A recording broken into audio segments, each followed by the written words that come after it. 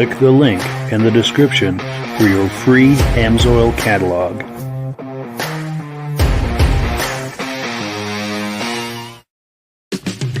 It's time for a quick shout out to some of our friends. B&B Auto Sales, your muscle car connection in Brookings, South Dakota. Above the Notch Car Club, a car club for auto enthusiasts in northern New Hampshire. The New Hampshire Muscle Car Club, the largest muscle car club in all of New England. MGM Classic Cars in Addison, Illinois. Visit mgmclassiccars.com today. Beach Hill Automotive in Bethlehem, New Hampshire, specializing in the repair, service, and towing of muscle cars and classic cars. Absolute Auto Body and Collision Repair in St. Johnsbury, Vermont. And lastly, I am your independent Amsoil dealer. Click the link in the description for your free Amsoil catalog. And last but not least, if you decide to advertise with the Muscle Car Podcast, this could be part of your advertising message. Good evening and welcome to the podcast. I'm really glad you're here. I have a robust lineup of muscle car entertainment on tap for you tonight, but before we get into all of that, I want to make sure that everything is working properly. So if you can see my face and hear my voice, I'm going to ask you to leave a comment. Please let me know where you're viewing this from and whether you are a first-time viewer or a regular viewer. Now, to our first-time viewers, if this is your first time hanging out with us tonight, I hope you have a good time with us, and I hope you decide to join us here each and every Wednesday night at 9 p.m. Eastern Time. Now, this podcast simulcasts to 8 different places across Facebook and YouTube. So wherever you're viewing this right now, just circle back in 1 week's time, and we'll be waiting for you with another fun-filled episode. Now, to our regular viewers who are here week after week, month after month, and season after season, you guys are the ones who make this possible, and we really, really appreciate that. Pardon me. So let's take a few comments, and we'll get right into it and bring our friends on. Here we go. BCJ Vids says, howdy. Howdy back. Nice to see you, regular viewer. Our good friends and regular viewers, very regular viewers from the very beginning, Stacy and Art Fosler, say, hey guys, sounds good. And they're viewing from Platkill, New York, regular viewers. Also, our good friend Mike Whiteside, he was on the podcast earlier today, which we'll be talking about in a few minutes. Mike Whiteside says, greetings and salutations, gentlemen from Illinois. Thank you so much for being here. We really appreciate it. So let's bring our friends on and get this party started. Gentlemen, how are we doing tonight? Very good. I'm doing good, Mike. It's good to be back. Good deal. Nice to see you. Now, Rob was traveling last week and couldn't make it, but we're glad he's back. And, of course, we've got a face missing tonight. Virgil is traveling this week, and he can't make it. But we're hoping next week we'll have the full house and everybody here and party as we usually do. But the show goes on regardless. Let's take a look at what we've got on the agenda tonight. This is a video that was sent to me a few years ago by Salvatore Mengiafreno. He's got a 1973 Buick Riviera. That's the G5 with the boat tail, and it is a beautiful specimen. Let me pull that up here. Oh, sorry, I'm going to click. And Mike, when you say G5, I'm a little confused about that. Usually they just call it Buick Riviera, and so I'm a little. That is an excellent question. In fact, let's pose that to the viewers and see if they know. I'm not 100% certain, to be honest with you. I know he just called it that. And yeah, let's see if there's anyone in the audience that knows what that means. Yeah, let's roll this clip.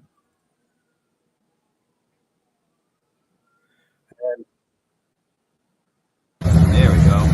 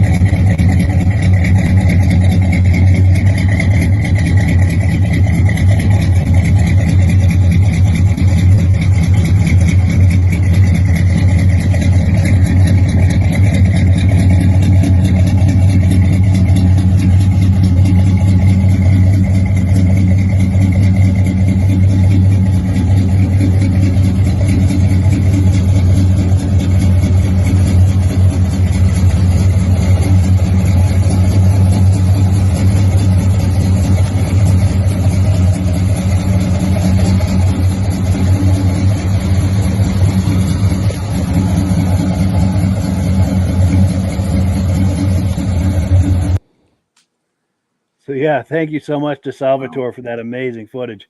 What a gorgeous car. Michael, reaction to that? Yeah, I was just thinking, G5, could that be Generation 5? Possibly. Generation? Who That's knows? as good a guess as anybody. Yeah. But as I was looking at this car, and every year they made this car, it's just a big wow. Every single year, it was a major difference in the make, the model, and everything else. And just hearing the muffler and the mag sound, it tells you I'm screaming for power here, and don't play with me because I have a lot of power behind the hood. And I mean, that's what these cars are all made for. They were made to say, hey, I've got a lot of power. Don't mess around with me. And being sure.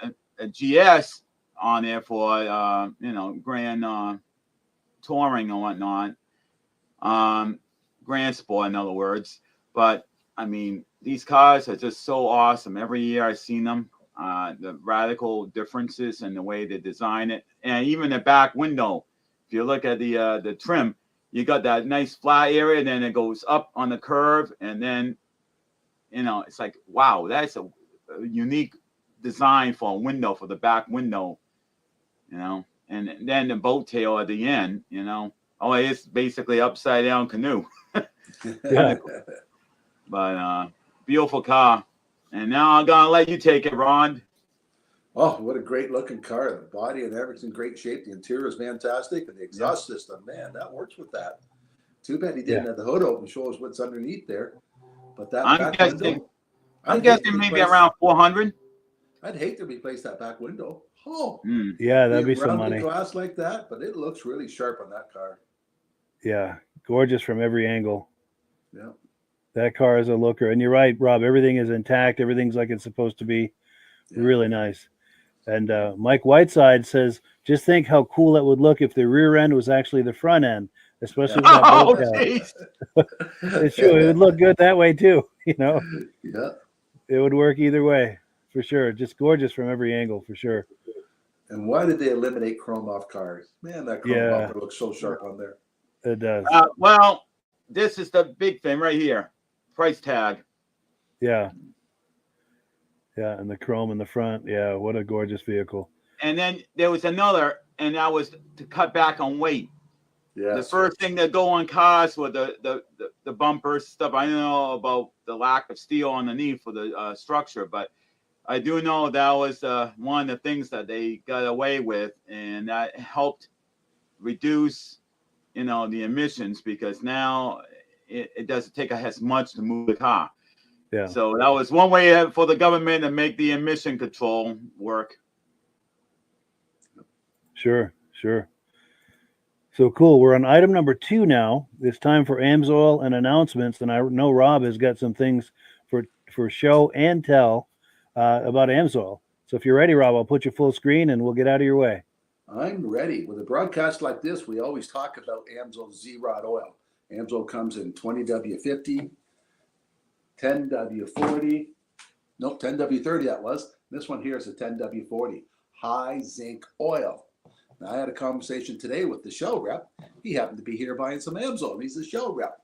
The reason he's buying it, his son races go-karts, and Shell don't make an oil with high zinc for his go-kart. He needs 20 parts per million, and our T4 oil meets that qualifications. But we're both talking about zinc, how people buy zinc additives and add it to the oil. Problem with the zinc additive, it separates. So when you shut your engine off, it sits all at the bottom of the crank.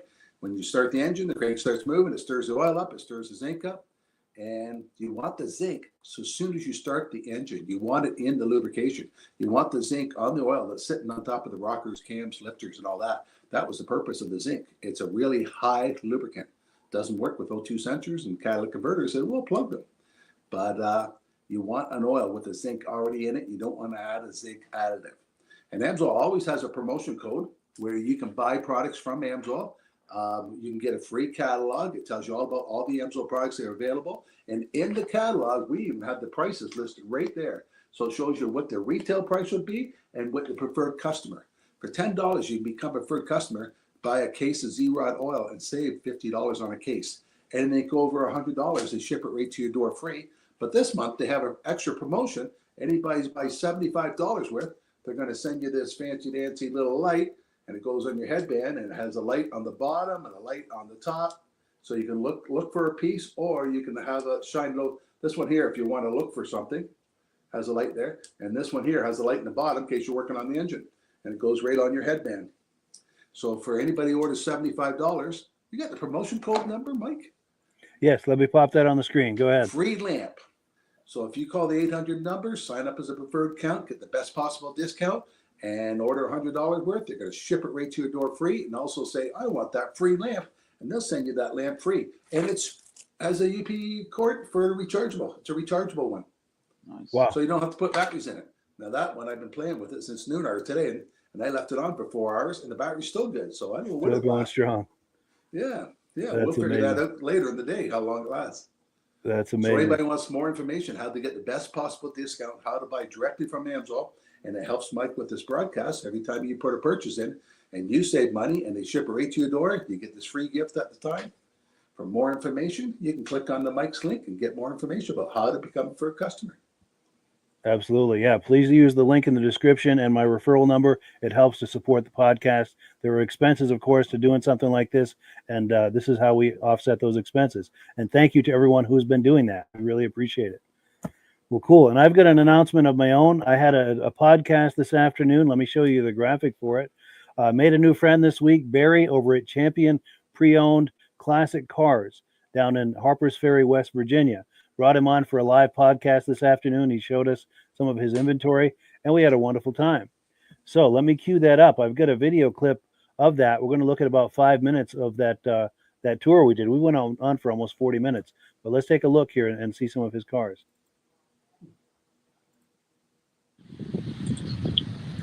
Well, good afternoon and welcome to the podcast. We're here with Barry at Champion Pre-Owned Classics down in Harpers Ferry, West Virginia. Barry, how you doing today? Very good. Beautiful day. Wonderful. Well, we're going to put you full screen, Barry, and we'll give you a chance to tell us a little bit about your business, how long you've been doing it, and then you're going to give us a tour of these muscle cars you have behind you. Okay. My name is Barry Waddell, and I'm the owner of Champion Pre-Owned Classics here in Harpers Ferry, West Virginia.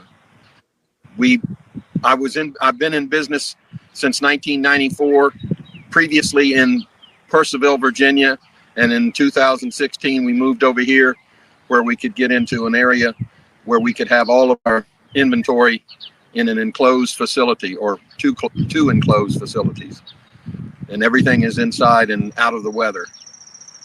I've been in the automobile business since 1967 in one way or another, starting in 1967 selling new Pontiacs in Alexandria, Virginia.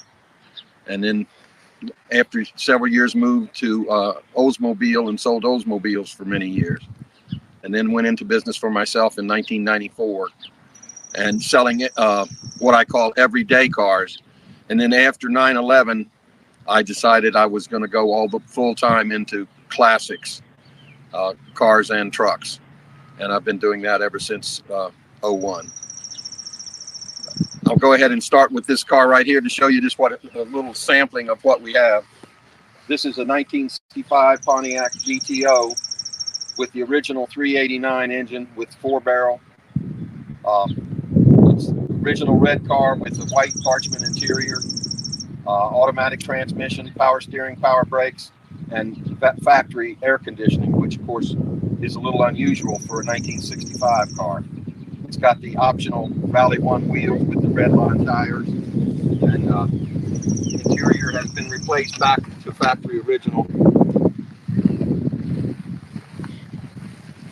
Tinted glass, all the goodies for a second year GTO.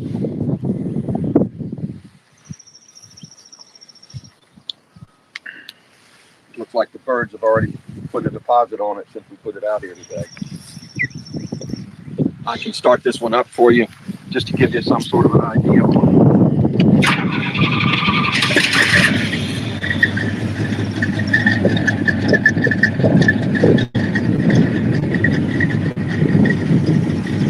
Kind of unusual to have the parchment interior in these cars. Of course, it has the bucket seats and the console between the seats. These cars have really gained in popularity in the last 2 or 3 years. The real GTOs have really come on strong, almost comparable with the SS Chevelles. Chrome is good.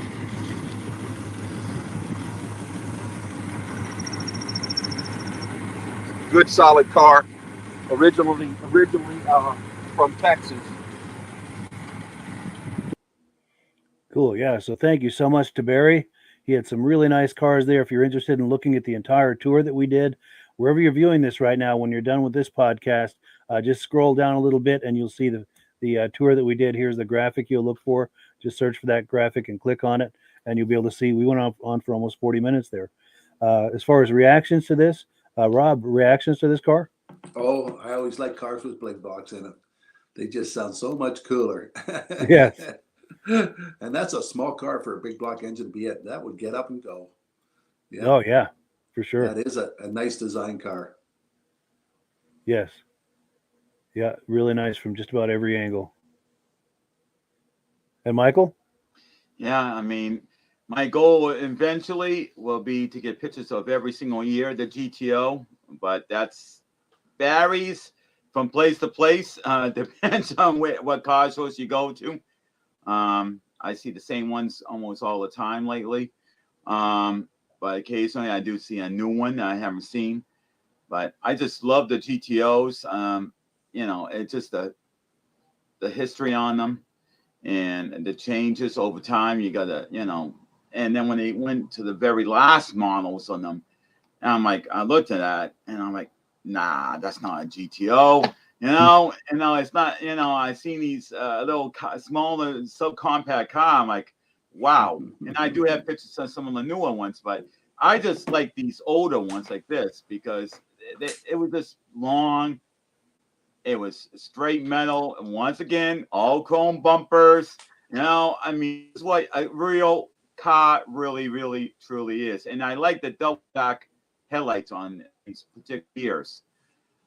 Because to me, I like the double stack better than side by side, all the lights. But Sure. It's just a really nice straight out car. You look at it, it doesn't look like it's all that powerful for this particular car, but then you realize how long the hood is, and there's something good underneath that hood. Yes. But that's the one thing I love about these cars. And you look at this, and it looks like just a nice, easy, relaxing riding car. It doesn't look like it's a speedster, but GTOs actually were. They were actually made, to really test the limits. Yeah. GT is the best of both worlds. Yeah. Well, cool. Before I pull this down, I just want to give another shout out to Barry at Champion Pre-Owned Classics. His number is on the screen there. If you like what you see, give him a call. He'll be happy to help you out. And if you're curious about the video we did earlier, we went on for almost 40 minutes looking at his inventory. I'm sure there's something there you're going to like. Just click, just wherever you're viewing this now, when we're done, search for the video on that channel and you'll find it. But yeah, let me remove this from the screen. We're going to keep going. We're on item number 3. We're going to take a look at a 1971 Chevy Camaro. Now, this car is for sale by our friends at MGM Classic Cars. So let me pull that up here and we'll take a look at it right here.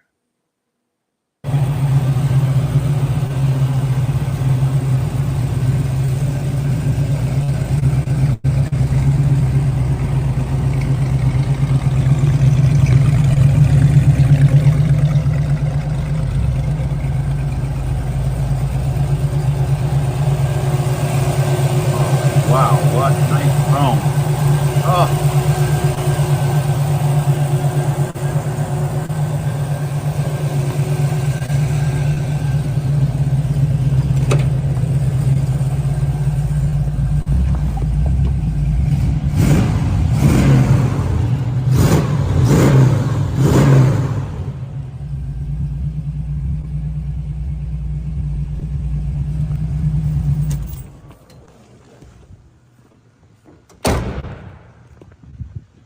What's up, everybody? It's Mr. Jenkins here from MGMClassicCars.com, Madison, Illinois. Today I'm bringing you this brand new arrival 1971 Chevrolet Camaro. This car is a show quality cruiser with a good amount of power up front. You got a big block. It's got all types of goodies done to it. Headers, everything. 4-barrel intake manifold, RPM air gap, MSD ignition, 700 R4 transmission, aluminum radiator. This car is a treat. US mag wheels. Interior's in great shape. You got these custom bucket seats in here, which I think personally look awesome. Grant steering wheel, working horn, B&M shifter, blow punked radio. Great car. Just beautifully done. Look at that paint. This paint job is just beautiful. Beautiful blue color. Look at those stripes. They got a pearl to them.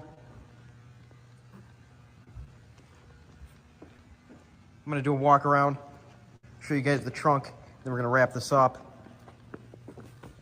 Let's take this key out here, and let's have another game of which key fits the trunk. It's my favorite game.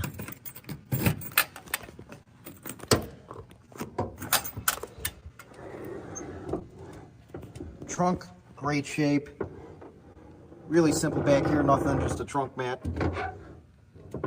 Nonetheless, just great shape, everything's good under the trunk mat, looks great.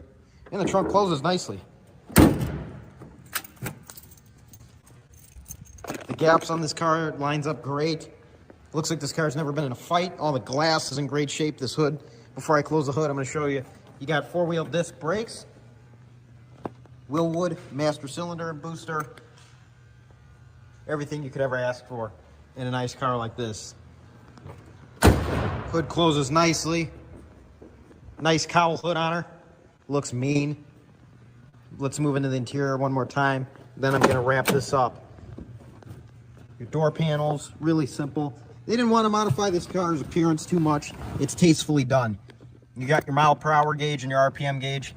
You got a switch up here, cigarette lighter, clock, temperature, fuel gauge volts. Then you got a switch right here. Block off plate for the vents. Just a great looking car. These seats are comfortable. Very, very comfortable, might I add. I'm gonna put the key back in the ignition. I just love how this car feels, how it sounds, and how it drives. Dual exhaust, 2.5 inch. If you're interested in this car, you can visit mgmclassiccars.com. We have around 250 cars in our warehouse. This is just one of the warehouses here.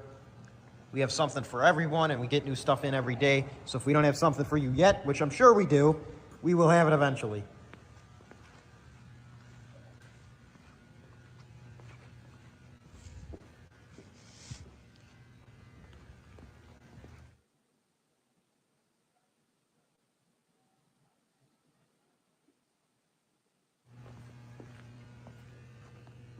You can call our number, 847-848-1850. Again, that's 847-848-1850. Remember to like the YouTube channel, or subscribe to it and like the video. Stay tuned on the website and stay tuned on the YouTube channel, because we get new inventory in almost every day and you don't want to miss a thing. Again, my name is Mr. Jenkins, and it's been a pleasure showing you this showpiece of a car. And I hope everyone has a great day. Bye-bye.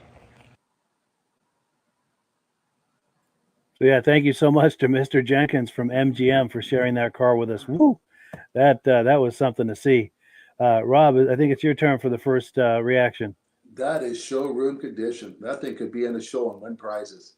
Yes. Yeah. And you look under the hood of that thing, you can see the spark plugs. You look under the hood of my new truck, man, you don't know where to start to find the spark plugs. I mean, that's why so many of my friends back in those days knew how to work on the cars, because everything was right up there, easy to work at. You've seen it. Yeah, but what great shape that is in. And a small light car like that with a 454 in it, it's got power. Yes. Yeah. Oh, yeah, and it's got all the right go-fast parts on it, and yeah, hard to beat. Those rims really look good on it. Yes. Yes. Well, Just think, if they would have had that in a standard, I could have one of those and wouldn't have to let my daughter or wife drive it because they don't know how to drive a standard. There we go. Keep it all to yourself. I don't blame you. Yeah. For sure. And Michael? Yeah, I mean, when I first looked at this, I'm like, my eyes are popping out of my head. I'm like, wow, look at that engine. Everything is chrome. I'm like, you know, you do see cars with a lot of chrome, but I mean, whoever had owned this car originally before MGM got the car, I mean, they really, really wanted to make this car be more than just a showroom car. I mean, you know, you look at this and the engine and everything, all the chrome and the wheels with the rims and everything being all chrome. I mean, whoever owned it really, really, really loved this car to death, because nobody puts this much money into a car with chrome engine, chrome this, chrome that, and go all out like they do, unless they really, truly love the car. Yeah, that's somebody's baby. You know, and I noticed that on some of the car shows. I've seen one guy that had suicide doors. He put his own suicide doors on, and I think it was maybe could be a Chevy Nova, but you know, and I'm looking, and the way he did it looked like it was Frankenstein done. You know, I mean, and it's very remarkable, you know, how you see some people do is make a car and make it into a rat rod, but then you got other people that just go in and beyond and just make it so it's not just what it looked like when it was brand new, but literally enhance it so much make it even nicer. It's like personalized. Yeah, that's something to see. Now we've got plenty of comments coming in here. Let's take a look. We've got our good friend Terry Mountney here. He says he's from down under, meaning he's watching this from Australia right now. And Terry and his friend Dale were on the podcast, I don't know, I'm going to say about a year ago, and I was messaging with him earlier today. We'd like to get them back on again and see what they've been doing, because they're, unlike us who are just getting into the car show season, they're winding it down because they're in the Southern Hemisphere. So they're just kind of wrapping up their car show season, and I'm sure they've got lots of images and video and stories to tell us about. And yeah, just a matter of time here, we'll bring them on. Yeah, we'll love to see that. Yeah. Also, our good friends Stacy and Art Fosler are asking me, what does GTO stand for? And it's Gran Turismo Omologato. I believe, and I'm not 100% certain on this, but I believe it started in Italy with the Ferrari GTOs. If anyone knows different than that, please let me know. But I think that's where that started. And then David from Alaska Railroad is in the house. He says, good evening, Mike, Virgil, and Michael. Cool deal. Good evening. Cool deal. And then, yes, oh, and then he's also saying nice Camaro. Mike Whiteside says, Michael, please buy this Camaro, so I can go to Addison and pick it up for you and drive it out to you. There we go. Yeah, that would be a sweet trip. For sure. And then David from Alaska Railroad says, good evening to Mike, Rob, and Michael. Yeah, he said to Virgil earlier, but Virgil's not here tonight, so he corrected himself. Well, cool. So let me change screens here. We're going to take this down. We've got plenty more to look at here. We're just getting the party warmed up. We're on item number 4. This is a 1970 Chevy Blazer. Now, these are some images that were taken by Michael, I believe last summer. Michael, by the way, is with the New England Classic Cars Facebook group. He does an excellent job with that group. There's a link to it in the description. Be sure and go over there and check that out after the podcast, because he does a great job with that. But let's take a look at this image montage here, and we'll react to it on the other side.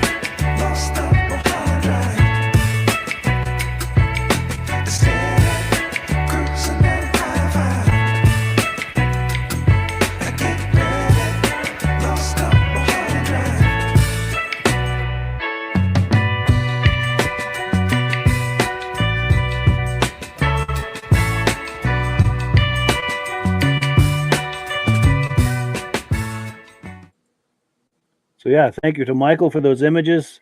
That's a really beautiful Blazer, and I know Rob is a Blazer guy.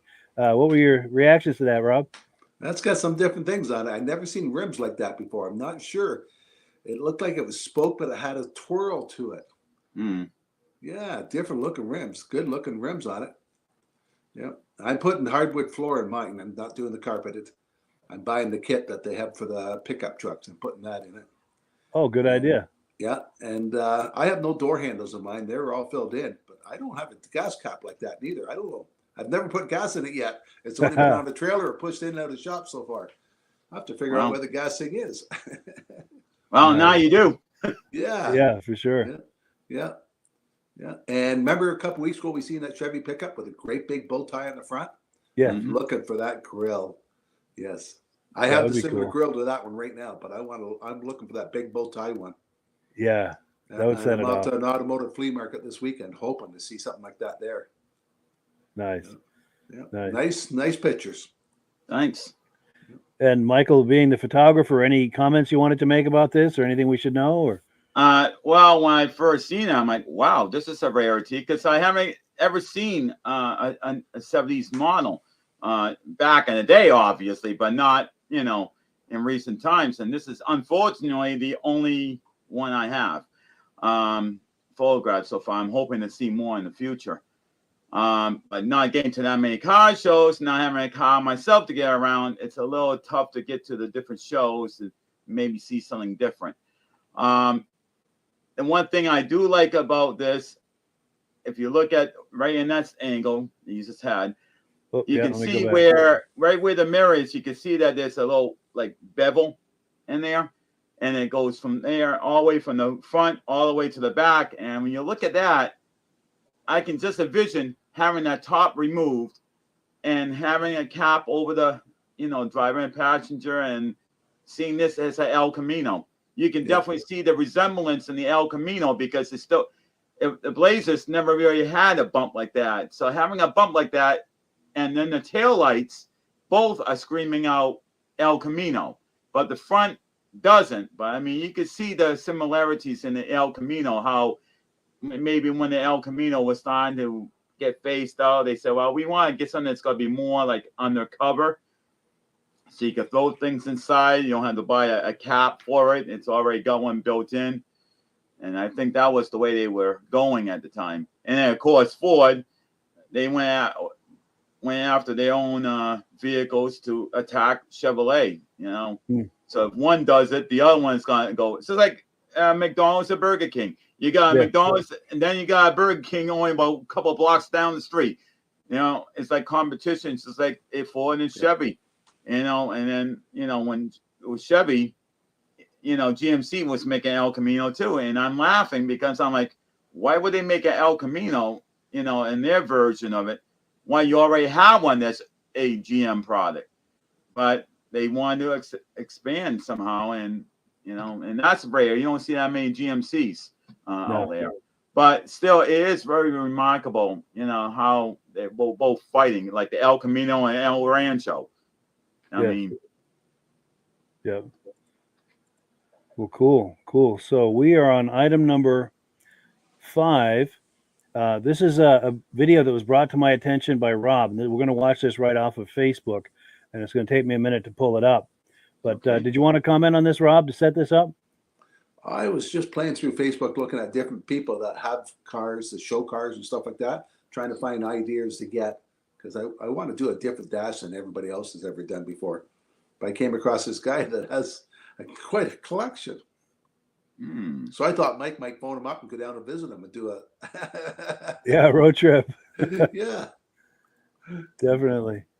Well, cool. Let me see if I can pull that on the screen here. And that's not the right page. Yeah, because this is tricky how we do this here. Let me start over. Thank you for your patience.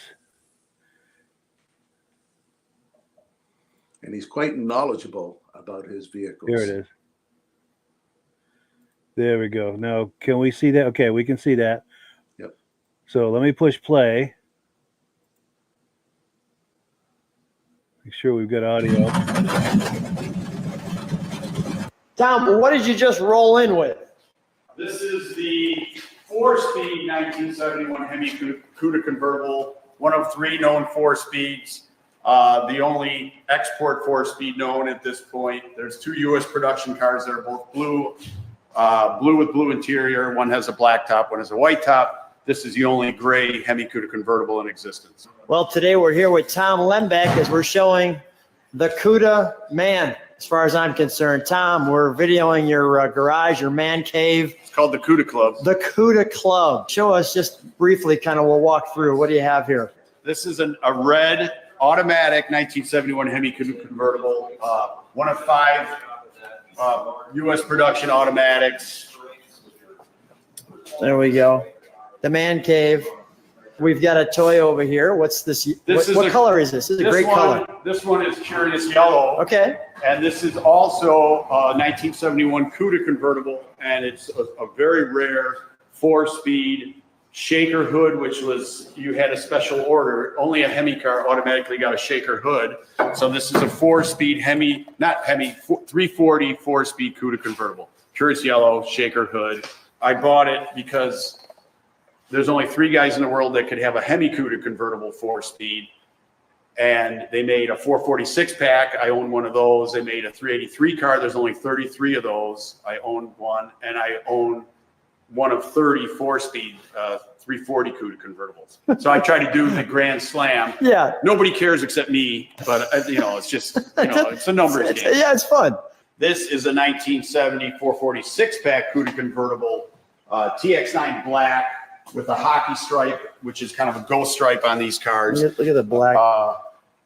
Rare blue interior, which this is the only 6-pack convertible in existence, black with blue interior. It's got a white top, 4-speed, and it has a non-rally dash. The guy bought it to race. It was a Canadian ordered car. So shaker hood, black, blue interior, 4-speed. The hockey stripe is extremely rare. The shaker hood is extremely rare. And on a 440. On a 446 pack, yeah. There's only, a handful of those. Challenger. This is a very rare Challenger convertible 446 pack, 4-speed. There's 2 in existence. Does this also, the shaker hood's really rare too? I added the shaker to that. Okay, all right. There is one that it may possibly have a shaker hood, but the story is the build sheet has a crease in it, and you can't see the shaker hood option on the build sheet. And then what's this one over here? It's one of the 5 shaker 6-pack convertibles in existence. This is a dealer demo. Galen Govier was out looking at another one of my cars, and he said it's a Canadian dealer demo, one of 5 shaker cars. Although he did mention something about the fact that he thinks this is not one of the known 5 shaker cars because of the dealer demo and the Canadian ordered. What color is this? This is lemon twist yellow, and this is one of the rarest, most high-optioned 6-pack Cuda convertibles in existence. It was ordered with the hockey stripe. It was ordered white interior, black top, 4-speed, shaker hood, rubber bumper, rally dash. And this car, it's got the matching numbers motor, but I stroked it, and it's about 605 horse. And because I'm not a stickler for, having it 100% original as far as exhaust, I like to drive them.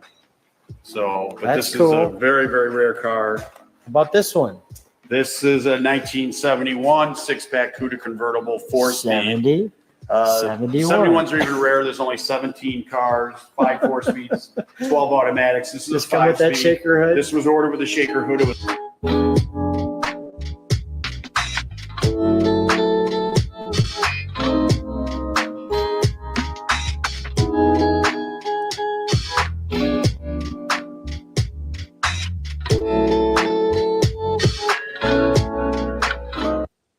How about this one we're working on? This is a 1971 Hemi Cuda hardtop, white, 4-speed, 410 Dana with leather interior, chin spoilers, and it's one of only a handful of known matching numbers 71 Hemi Cuda hardtops because guys raced them and blew them over. All right, let's go to our final room in the Cuda. Let's just do that. There's our Cuda tails. 71 Hemi Cuda, the only known white 4-speed billboard car, matching numbers with the sheet and original tags. So this could be the holy grail of all 71 hardtops.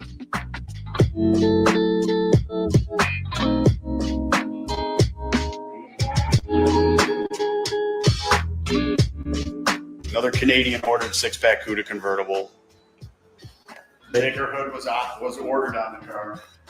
And then his driver. This is a car that I bought, one of the first CUDA convertibles I ever bought in 1987.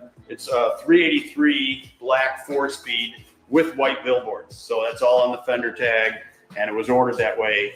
But over the years, I decided that the 383 didn't have enough grunt, so I've had a Hemi motor in it, and that's the one that got blown up through a couple rods through the side of the block. But this is a stroke 446 pack that puts out about 620 horse with Indy heads. That's a lot of fun. And this is a real nasty car. And how'd you get to be such a CUDA and Challenger fan? What got you hooked? 1979, when I was at the University of Illinois, I saw a lemon twist Hemi CUDA in an airport hangar in Danville, and it just blew my mind. So that was the beginning and the end. That was great.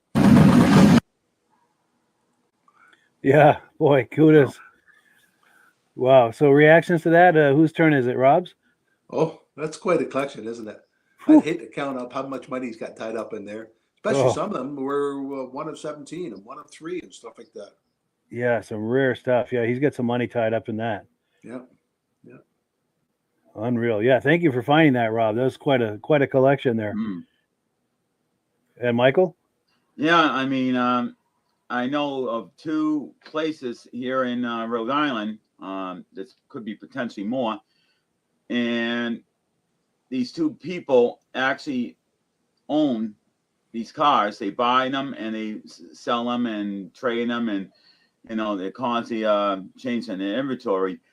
And they have Duesenbergs and Stokes and all these different car makers that from the early century, from 1800s until the very early 1900s into the 20s. And I'm really blown away. And both of these people, one of them actually will strip the car right down to its foundation and rebuild foundation up. And I've gone to this place once, and it's called Dick Chappie's Classic Cars. And I mean, it's amazing what his little crew. He doesn't have a lot of people working there, but what the crew does to strip it down. I mean, I've seen how I never really realized on these old Cadillacs that they actually were solid wood. You had a metal frame, but then it was all wood, and then it was built from that. And I'm like, wow. So I got to have a new appreciation before I went into fabrication on metal, being the flooring and everything else. So it's something to really see. If you ever get to see a place that can restore these old classic cars, even if they're 60s, 70s, 80s, or even in the 20s, I would definitely not pass it up. If you have opportunity to see these cars, any of them being restored, that's totally something that it's worthwhile to see. Yeah, for sure. And I guess my reaction to it, my reaction to these CUDAs, being a Mopar lover, all I have to say is, if heaven's not like this, I'm not going. Oh boy. With me, I'm an Oldsmobile fan, then a Chevrolet fan. So that's how I go in my order. Sure. But, and we've got comments to catch up on too. We've got David from Alaska Railroad talking about that Blazer a few minutes ago. He says, "Nice Blazer, love those Chevys." There's one for you, Rob, because he knows that Rob has got a Blazer project. And that's exactly why I put it up, just for you, Rob, because I know you were requesting it. Thanks, Mike. Nice. And then Mike Whiteside says, "This is why I'm a bow tie kind of guy." Again, reacting to that Blazer. And then getting onto the CUDA here, David from Alaska Railroad says, "Love that CUDA. My favorite year of the CUDA." Yeah, those were the days for sure. Yeah. Oh, and then our good friend Ben Thomas is in the house. He said, "Hey guys, have to respect the Hemis. I'm not a Mopar guy, but if there were a Hemi in my garage, I'd be pretty excited about it, especially if it were a 4-speed convertible." Yeah, no doubt. No doubt. And then Mike Whiteside says, beautiful rides. Talking about all those Hemis, those Hemi Cudas. Yeah, when Well, you see a cool. garage, when you see a garage like that with all these cars and the guy owns all of them, and I don't even own a car, it makes me so damn jealous. I hear you. I hear you. Well, cool. So we're on item number 6. We're going to take a look at another Camaro. A lot of Camaros tonight, but that's okay. This one's a 1974. It's a Z28 for sale by our friends at B&B Auto Sales. Yeah. You it's Sorry, nice. I'm just having It's a nice. hard It's the time same year I was changing. born, Mike. Oh, sweet. Yeah, here we go. Here's a Camaro. It's taking a minute to load. No, just give a computer a love tap. That's all it needs. Yes, maybe if I blow on it. I had a feeling it was going to do that. Yeah, it failed. Let me try it again. That's what I was hemming and hawing about a moment ago here. Here we go. I think it's going to load now. There we go. Hi, this is Dirk from B&B Auto Sales. Today we're showing you our 74 Chevy Camaro Z28. This car was an Oklahoma car owned for the past 43 years by the same owner. So pretty cool deal. Shows 98,000 miles on the odometer.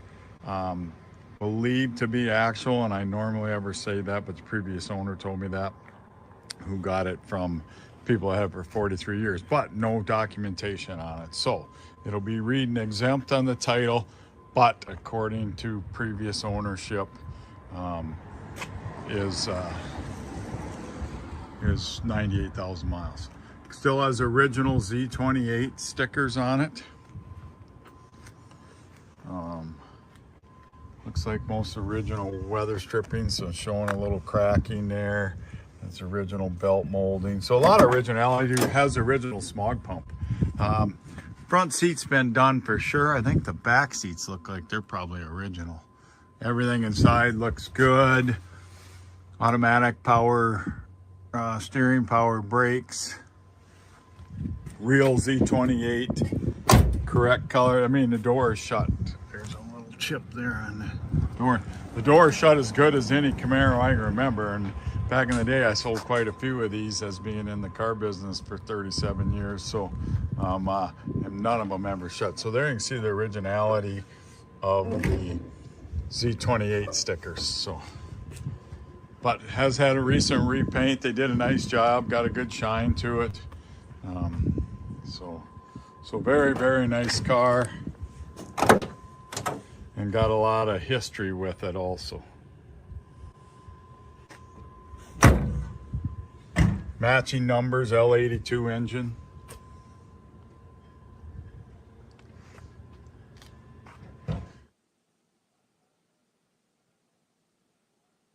We're gonna start up our 74 Camaro Z28. Runs really good. There you can hear the fan. They did put an aftermarket oil pressure gauge in it. The amp gauge looks to be a little funky. Fuel gauge reads a little over a quarter. See, blinker is blinking there and there. Horn works. Wipers work.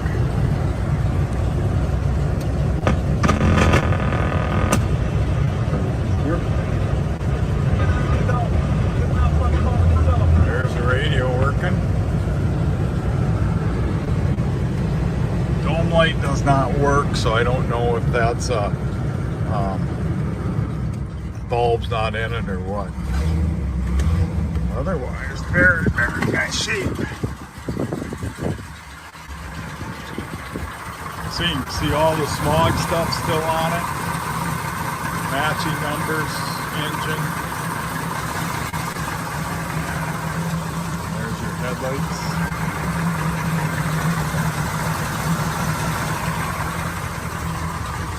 Got the factory wheels, dual exhaust.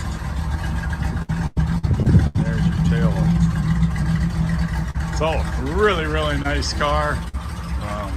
Definitely a These are getting really collectible. Not many of these Z28s and 74 around. So 605-695-7391. So yeah, thank you to Dirk at B&B Auto Sales for that great footage. I'm trying to think, whose turn is it for the first reaction? Is it Michael's?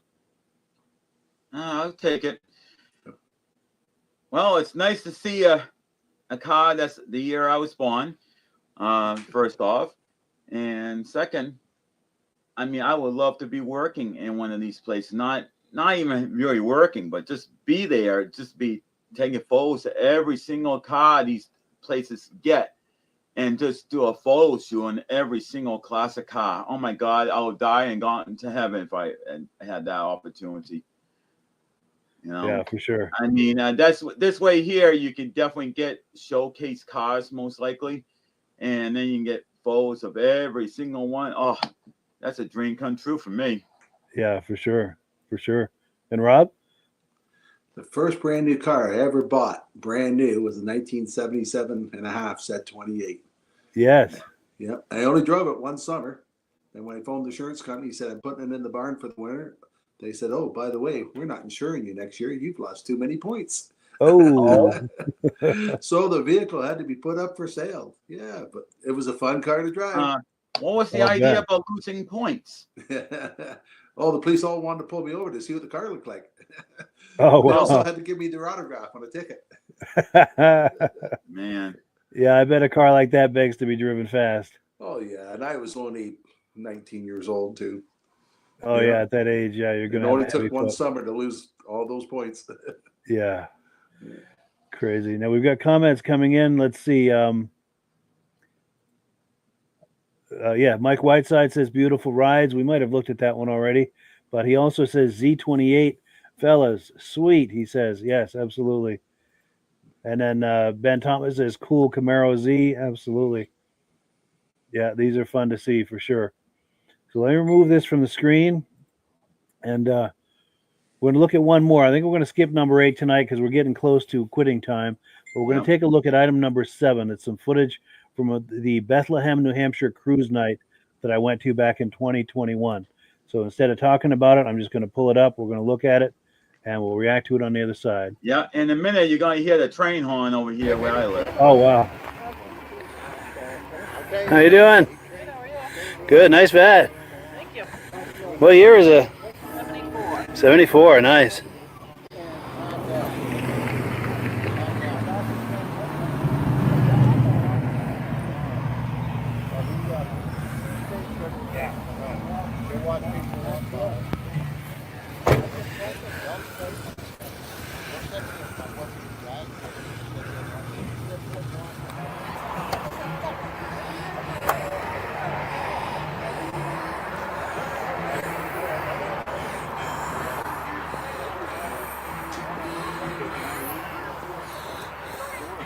How you doing?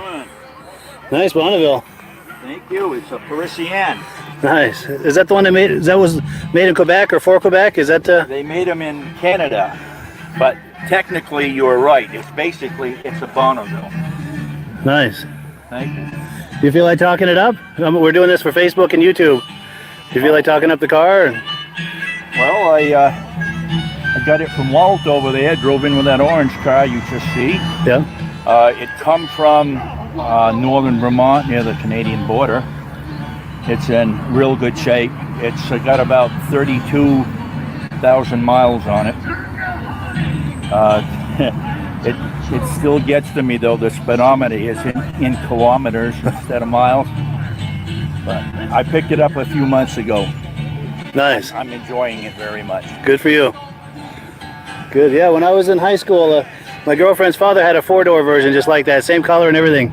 Yeah. Brings back memories. I'll be darned. Yeah. Very cool.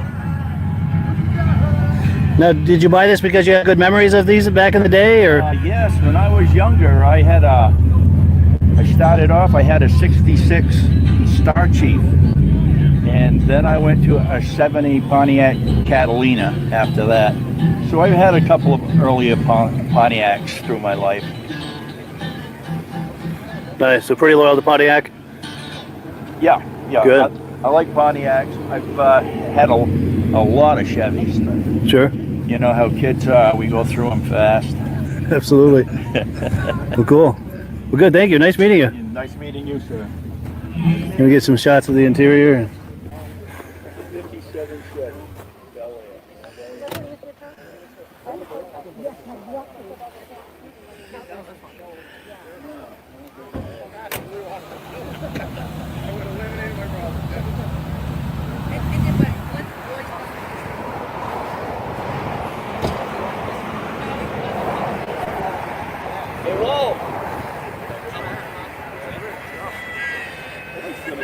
You can do this when you get done with that.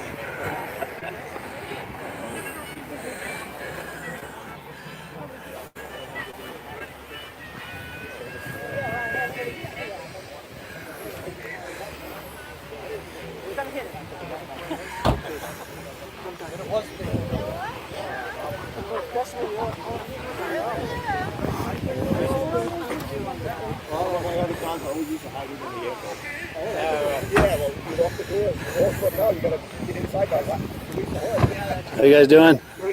Good. What year is this? 93. 93. Wonderful. I'm doing video for Facebook and YouTube. Do you feel like talking it up? My name's John Belmore. I live in Bethlehem. I've had this car for 2 years? 3 years. 3 years, yeah. Yep. Haven't done much to it. Just polished it up. That's about it. Nice. Is it fun to drive? Yeah, it's a little heavy on the front end. It's got that big V8 in it. So Sure. it's kind of hard. Get in and out of it. Yeah, getting in it. I'm 70 years Not old. as young as we used to be. I hear that. My Yeah. wife Rita. Hey, Rita. Cool deal. Quite a few cars here tonight. Yeah, nice turnout. Definitely. It's pretty fast? Yeah, Good. fast enough. Fast enough. Yeah.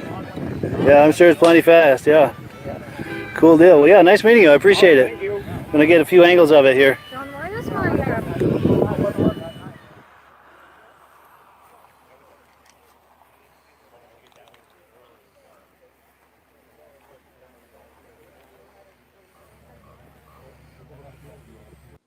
So yeah, Bethlehem, New Hampshire. They do a great cruise night. I'm assuming it's always been I think it's every other Thursday night through the summer months. I'm assuming that's still the case. I should check with them and find out in case anyone is interested in going over there and checking it out. But Rob, reactions to all this? That's pretty good at 70 years old going buying a Corvette. Yes. I have a hard time getting in and out of them, and I'm not even that old. Yeah. Yeah, I hear that. One time, my wife worked for a company, and they had a company car, and they give her the company car for the summer. It was a Corvette. Yeah. It was fun. It was Nice. fun. I think I lost most of my points that summer too. Oh boy. That'll do it. Yeah. Cool deal. And Michael? Yeah, when they were talking about the white Corvette coming in, stating it was a 74, if you go back just a little bit, go towards the back bumper, I was always saying to myself, geez, I'm always getting mixed up on the ears. They said, well, here's the secret. You'll always know if a Corvette is a 74. Look at the rear bumper. The plastic covered? They couldn't make a complete back for a Corvette in 74. So if you look very carefully, right in the middle of the word Corvette in the back, you can see there's a little seam. It was actually a two-piece bumper, and it was only for the 74. So now every time I see a 74, bang, I know exactly the year of it. Wow. But that was a little tidbit I was taught. But then when I was looking at the next car, the Pontiac, I'm looking at those seats. I could just envision. I don't know if I could drive that car. I think I'll probably fall asleep before I could go too far. With those plush seats, they're so comfortable. I've been in those cars, not per se with Pontiac, but other cars that had the plush seats. Oh my God, it feels like you're getting hugged. You know, it's just so soft, so comfortable, and it feels like you're riding on like a big, huge fella pillow. Yeah, it's true. And as I was saying to him, back when I was in high school, a girlfriend I had, her father had a car exactly like this, probably the same year. It was a 4-door instead of a 2-door, but the same color, Yep. same interior, and it was the family car. We used to go a lot of places in it, and And yeah, then, very comfortable. The last car with the Corvette, I have a friend that has a C4, and I've been in it several times. And because of the way it was made, it was rushed in production. I think it was the 84 he's got. It was rushed into production. Maybe 84, 85, somewhere around that time frame. And he had a same kind of roof as this yellow one is. And when you take that off, you can feel the car twisting. It didn't have an X frame underneath, and the guy that engineered the car wanted to told Chevrolet, listen, you need to stop production on these cars. You need to put an X frame underneath because because you take off the top, it has a problem. And there's 1 or 2 people that told me they have cracked the windshields going over Because speed of the bumps. twisting. Wow, Yes. that's amazing.